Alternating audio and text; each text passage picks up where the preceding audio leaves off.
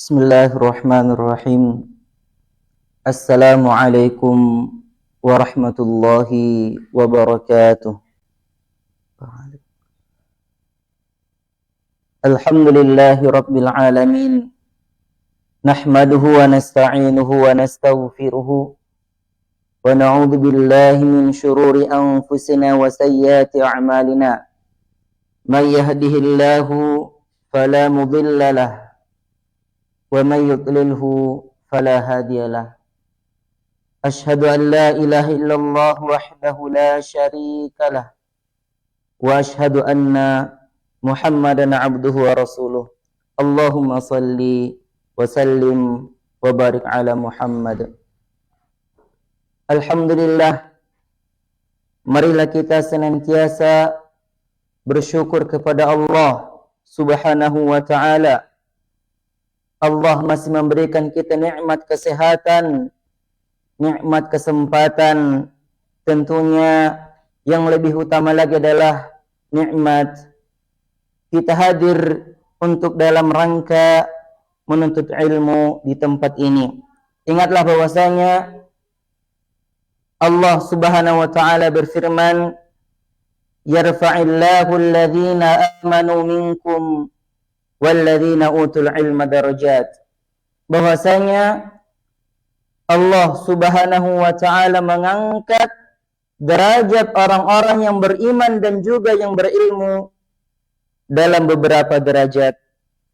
Kemudian salawat dan salam semoga tercurahkan kepada baginda Rasulullah sallallahu alaihi wasallam, suri tauladan kita, qudwah kita. Dan ketika disebut nama Rasulullah sallallahu alaihi wasallam, seharusnya, selayaknya, sepantasnya kita juga bersalawat kepada beliau. Perhatikanlah firman Allah Subhanahu wa taala, "Innallaha wa malaikatahu yusalluna 'alan nabi." Bahwasanya Allah dan juga para malaikatnya yusalluna 'alan nabi, mereka bersalawat kepada Nabi Muhammad sallallahu alaihi wasallam. Kemudian Allah mengajak orang-orang yang beriman, "Ya ayyuhalladzina amanu sallu alaihi wa sallimu taslima." Hai orang-orang yang beriman, bersalawatlah kalian juga kepada Rasulullah sallallahu alaihi wasallam. Kita berharap semoga kelak kita mendapatkan syafaatul uzma dari Rasulullah sallallahu alaihi wasallam. Amin. Amin ya rabbal alamin. Baiklah, hadirin serta pemirsa dimanapun Anda berada, insyaallah kita akan melanjutkan kajian kita pada malam hari ini, yaitu pada surah Al-Falaq. Karena pada pembahasan sebelumnya kita telah membahas yaitu surah An-Nas. Nah, berkenaan dengan asbabun nuzul surah Al-Falaq ini tentunya bergandengan, ya, sama turunnya dengan surah An-Nas, yaitu seperti yang kami sampaikan pada malam yang sebelumnya, bahwasanya surah Al-Falaq ini adalah suratul ma'udzatan, yaitu surah Al-Falaq beserta surah An-Nas, yang mana sebabnya Allah turunkan ini adalah Rasulullah saat itu terkena sihir yang disebutkan dalam riwayat yang bernama Labid bin Al-A'sam. Jadi Labid ini seorang Yahudi, beliau membuat sihir kepada Rasulullah sallallahu alaihi wasallam. Nah, disebutkan bahwasanya Rasulullah seakan-akan telah melakukan sebuah perbuatan, sesuatu pekerjaan, padahal Rasulullah belum mengerjakannya. Jadi begitulah gambaran sihir yang dirasakan oleh Rasulullah sallallahu alaihi wasallam. Tentunya Rasulullah merasa gelisah dan lain sebagainya. Nah, setelah membaca surah An-Nas, kemudian dilanjutkan kepada surah Al-Falaq, Rasulullah merukunkan ini, melazimkan, membiasakan dalam wirid yauminya, di pagi hari, di sore hari, di malam hari, bahkan sebelum tidur. Alhamdulillah Rasulullah merasa enak badannya, dan tentunya yang lebih lebih utama lagi Rasulullah merasakan bahwasanya sihir yang ada pada dirinya Allah hilangkan, yaitu dengan cara apa? Merutinkan membaca suratul Ma'udzatain, surah Al-Falaq dan surah An-Nas. Baiklah pemirsa dimanapun Anda berada, kita akan masuk lanjutkan kepada surah Al-Falaq. Kita masuk, kita bacakan ayatnya. Firman Allah Subhanahu wa taala, A'udzubillahi minasyaitonir rajim. Bismillahirrahmanirrahim. Qul a'udzu birabbil falaq min syarri ma khalaq wa min syarri ghasiqin idza waqab wa min syarri naffatsati fil 'uqad wa min syarri hasidin idza hasad. Dalam ayat yang pertama Allah berfirman, Qul a'udzu birabbil falaq. Katakanlah hai Muhammad, a'udzu birabbil falaq. Saya berlindung kepada Tuhan yang menguasai al-falaq, as-subuh, ya. Diriwayatkan makna al-falaq adalah as-subuh, yaitu waktu pagi hari. Dalam ayat ini, Allah memerintahkan Rasulullah serta juga tentunya kepada kita umat Islam untuk meminta perlindungan kepada Allah Subhanahu wa taala, yaitu apa? Tuhan yang menerbitkan cahaya dari kegelapan. Karena di pagi hari tentunya Allah Subhanahu wa taala menyingsingkan, menampakkan dari yang gelap ke yang terang. Nah, di sini tentunya banyak sekali harapan kita serta banyak orang, baik itu para petani, para pekerja, para pedagang, Para petani mereka berharap bagaimana ketika mereka berangkat ke ladang-ladang mereka, ke tempat-tempat kerja mereka, ke sawah-sawah mereka, mereka berharap agar hasil panen mereka melimpah ruah. Bagaimana para pedagang ketika di pagi hari mereka berharap membuka toko mereka, warung mereka, agar Allah berikan keberkahan dalam dagangannya tersebut. Nah, jadi kita diperintahkan Allah Subhanahu wa taala berlindung kepada Allah di waktu as-subuh, pagi hari. Dan ketika kita meminta perlindungan di pagi hari, agar Allah berikan keberkahan ketika kita menjalani kehidupan dalam seharian penuh. Nah, oleh karena itu, seakan-akan dalam ayat ini Allah mengajak kita kaum muslimin berlindung kepada Allah dari yang gelap kemudian ke waktu yang terang. Ini adalah makna secara globalnya. Dan juga seakan-akan Allah mengisyaratkan bahwasanya kita berlindung kepada Allah Subhanahu wa taala karena Allah lah yang bisa menghidupkan manusia dari waktu tidur kemudian bangun kembali. Karena pagi hari tentunya banyak orang yang masih terlelap dalam tidurnya, kemudian di pagi hari setelah subuh mereka bangun beraktivitas. Jadi seakan-akan kita Allah perintahkan berlindung dari yang tidur, di waktu tidur, dari seakan-akan mati kemudian bangkit kembali. Ini merupakan salah satu bentuk tafsiran penjelasan daripada ayat pertama, yaitu apa? Qul a'udzu birabbil falaq. Kemudian kita lanjutkan kepada ayat yang kedua, firman Allah Subhanahu wa taala, min syarri ma khalaq, dan juga dari kejahatan khalaq yang Allah ciptakan. Tentunya segala sesuatu yang ada di muka bumi ini berpotensi, apakah itu bisa baik dan juga bisa buruk.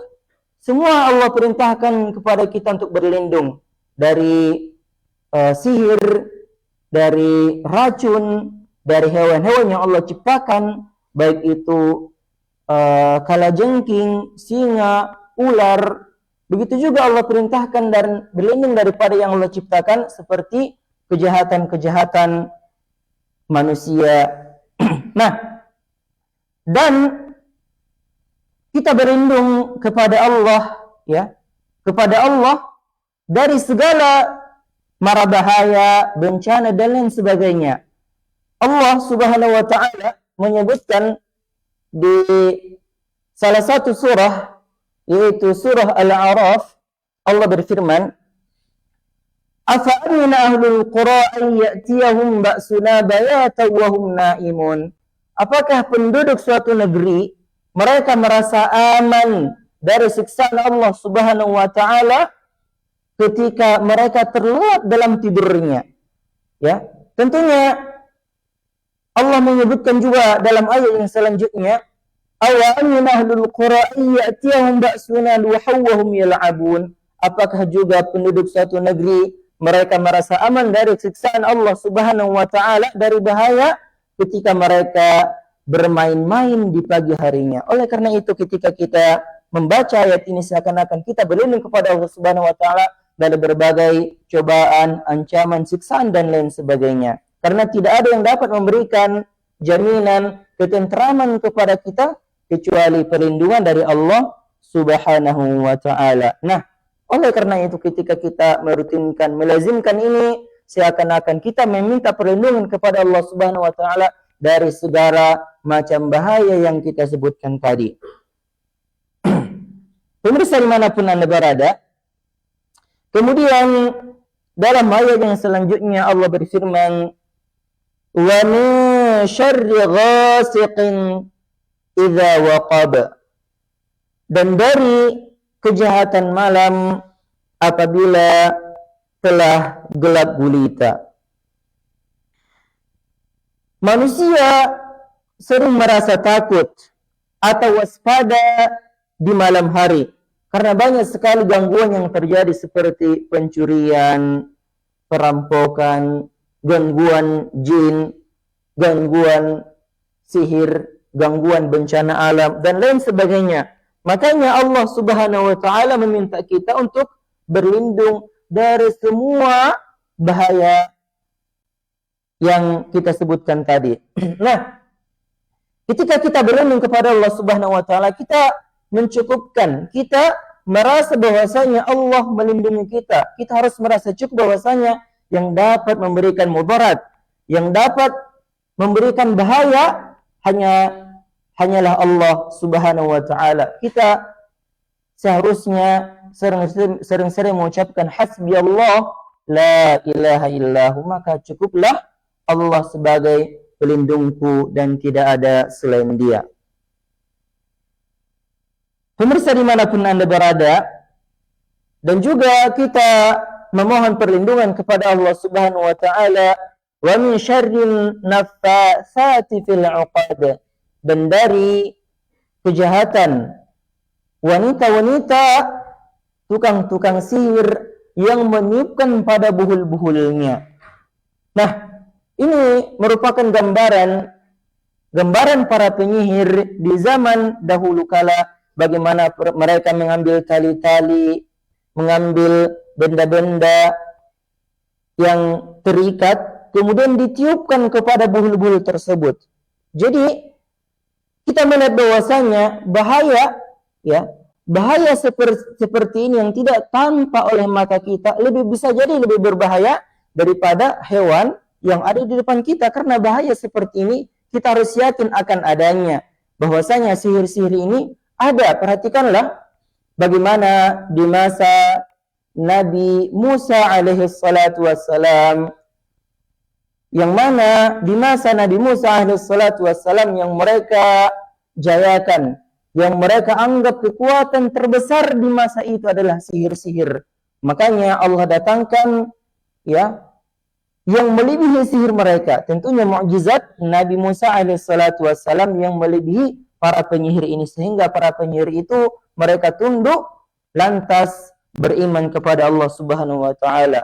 Jadi zaman para nabi sebelum masa Rasulullah sallallahu alaihi wasallam, sihir-sihir sudah banyak, dan juga sebagaimana yang Allah sebutkan di salah satu surah Al-Baqarah, وَاتَّبَعُوا مَا تَتْلُو الشَّيَاطِينُ عَلَى مُلْكِ سُلَيْمَانَ وَمَا kafara Sulaiman walakinna syayatina kafaru yu'allimuna an-nasa as-sihr. Yang mana para syaitan ini mengajarkan manusia sihir-sihir. Jadi kita harus yakin bahwasanya sihir ini ada. Tapi insyaallah kalau kita terus merutinkan, melazimkan membacakan al-ma'udzatain, yaitu surah An-Nas dan juga surah Al-Falaq, niscaya insyaallah Allah akan melindungi kita dari berbagai macam bahaya, termasuk juga bahaya sihir ini. Karena jangankan kita manusia biasa, Rasulullah saja ya pernah dijadikan sebagai bahan uji coba oleh para kaum Yahudi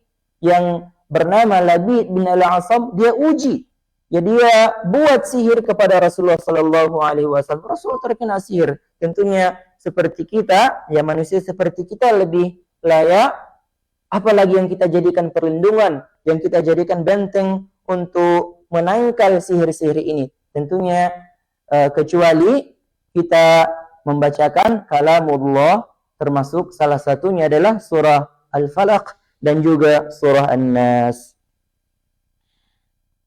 Kemudian kita lanjutkan, wa min syarri hasidin idza hasad, dan dari kejahatan orang yang dengki apabila ia dengki.